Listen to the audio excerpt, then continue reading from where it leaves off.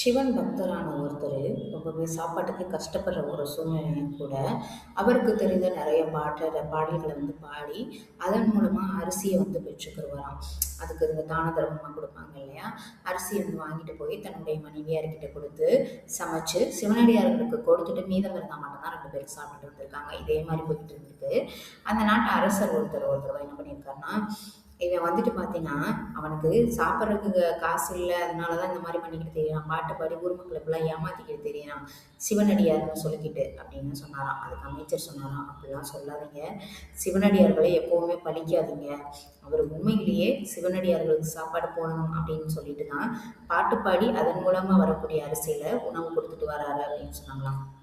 அதுக்கு நீ வேணா பார்க்குறியா, இவனை நான் சோதிச்சு உனக்கு காமிக்கிறேன் அப்படின்னு சொல்லிட்டு என்ன பண்ணாராம், அவர் பாடிட்டு வர அந்த தெருப்பக்கிட்டு இவருடைய காவலாளிகளை அனுப்பி அந்த பாத்திரத்தில் ஃபஸ்ட்டு வைரக்கற்களை போட சொல்லியிருக்காரு.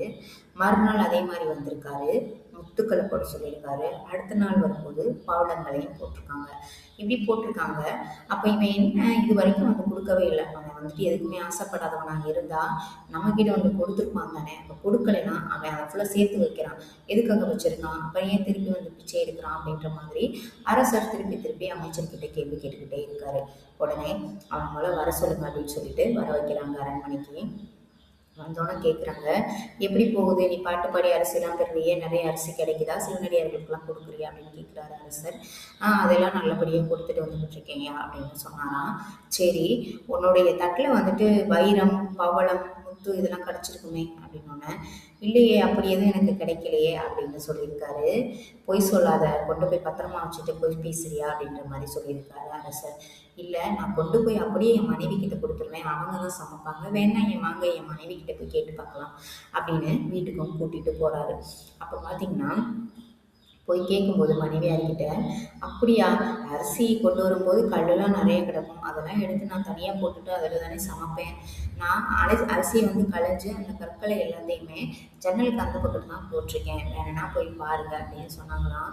ஜன்னலுக்கு அங்கிட்டு போய் பார்த்தாங்கன்னா அரசருக்கு பார்த்திங்கன்னா பயங்கரமான ஒரு வியப்பு. எல்லாமே அவருக்கு கொடுத்து அனுப்பிய எல்லா கற்களும் அந்த ஜன்னலுக்கு வெளியில் கிடந்திருக்கு. அப்போ தான் அந்த சிவனடியார், அதாவது சிவனடியார்களுக்குள்ள சாப்பாடு கொடுத்துட்டு வர இந்த சிவனடியார் இருக்கு இல்லையா, அவர் சொல்லியிருக்காரு, அரசரே உங்களுக்கு தான் இந்த முத்து பவளம் வைரம் எல்லாமே பெருசு, ஆனால் எனக்கு சிவன் மட்டும்தான் பெருசு அப்படின்னு சொன்னாராம்.